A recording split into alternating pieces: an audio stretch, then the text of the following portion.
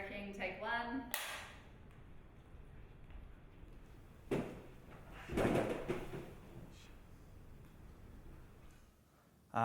So welcome, Sarah. Great to have you here. Thank you. And Thanks for having me. so you're on the International Bachelor. How's that going? Have I come to the right interview? Yeah, wasn't that what were you studying that, or and you won an opportunity to go on a television show? Is that right? Or Bachelor of International and Global Studies Right. degree. Yeah. Yeah, you might have sorry, to- staff Yeah, no, that's notes. fine.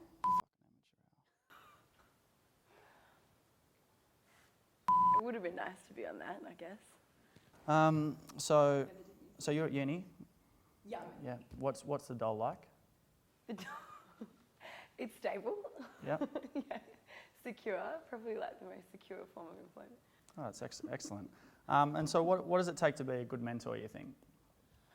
I think you've really got to meet the kids where they're at and not expect to be besties straight away. I think you've got to give time to let them trust you and like build up that relationship, and like because they're not going to open up straight away to a complete stranger. They're like out of their comfort zone. So I think, yeah, meeting them where they're at and like finding some common interests first before like delving in. And have you any tips you've got for the mentors? You know, we're looking at probably 2,000 odd uni students that are there this year, and you know, things that they can think about. They're going through the training now, getting ready before they're going in the first one. Any tips or any things you've learned or seen that people did really well, or even mistakes that they could learn from?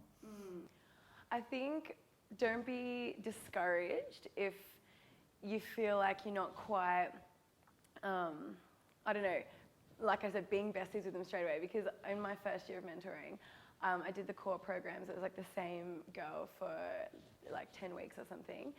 And she was so shy and really reserved and like couldn't crack into it like at all. And I like tried so hard, and it was like quite an uphill battle. And I just sort of felt a bit down about it. And then a year later, we ran into each other at town hall, and she was like, Sarah, and like so I went over to say hello. And she was so talkative and so like I couldn't get her to shut up type thing. It was just such a change from what I've seen. So I think like if you don't like feel like you're getting somewhere straight away, you just never know how just constantly gently supporting someone is going to help. Yeah. Like you might not be able to see it right then and there, but Yeah, it's amazing, isn't it? You can sit there, especially that age bracket of somewhere between 13 to 16. just so awkward. You can talk for 15 of the whole sessions and not think they've said anything, but it's amazing how much they're listening, and they're just happy to have someone interested in them. And you're right, when they grow, I've spotted kids down the street or people have come up who I thought I was the most boring person of all time. They're like, oh, Jack, you know, remember when you told me this? How did that work out? Yeah. So when you were studying, I know you've changed your degree, but when you were back doing, what was it, international studies? Yeah. It must have been a big time thinking about the world. Were you ever, did you ever consider, the challenges we've got globally, all of the challenges we've got with the changing nature of the World Economic Forum? There's India, there's China, there's Pakistan, there's the threat of global destruction within the next 100 years, rising sea levels, some pretty significant challenges. Was that the sort of question that kept you up at night, or? those are a lot of questions. I guess during that degree you just realise just how much is wrong with the world. Like you think things are bad, and then you do a 3-year degree about it and realise how much more there is. That's excellent. The mentor in your life, did you have one? Yeah, they weren't like, I don't think they positioned themselves as a mentor, but my ballet teacher, I did ballet like all throughout my life. Yeah. And she was a pretty like tough love approach kind of person.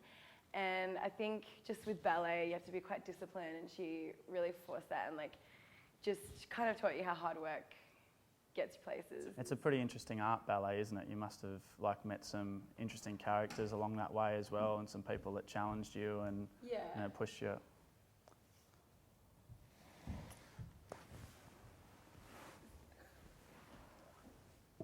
How many? 200. We can check. That's wrong. That's wrong. Can I have one? No.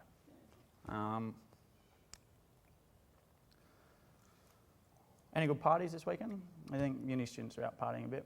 Anything happening? Yeah, probably. Yeah. Should we talk about this later or? Parties, oh, it's okay. Oh, sure. Party time. And then any final thoughts for the mentors for the year? Yeah, I think AIM is just one thing. Like, it's just the start of engaging with like issues that Australia has, like with, you know, Aboriginal and Torres Strait Islander justice issues. Like, AIM is a starting point, and I think, like, don't just leave it at that. Like, get involved in your local communities, like the 10 Embassy, or like start conversations with like your co-workers and families and stuff about these things, because if people had all the information, there wouldn't be like the racism and the policies we see today. So let AIM be the start of Awesome. bigger change. Well, and thanks for coming. Thanks for being a good sport with us. Thank you. That's us. So, thank you. Cheers. Nice to see you again. And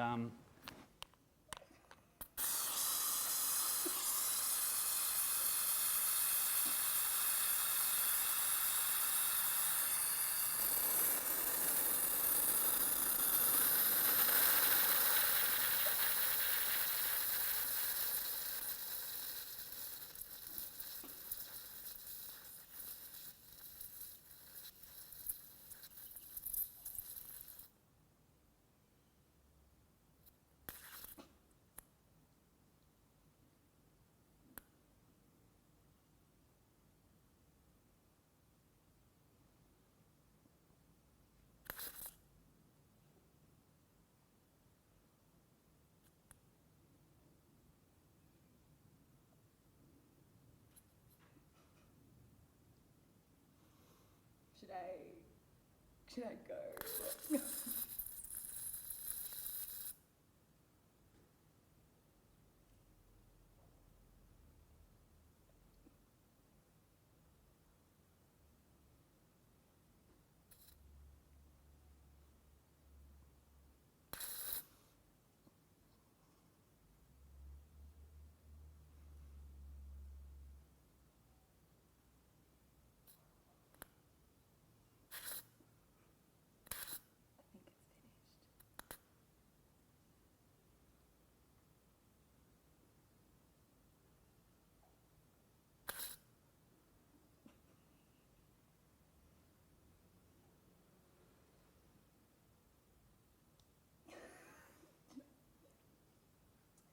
Thank you.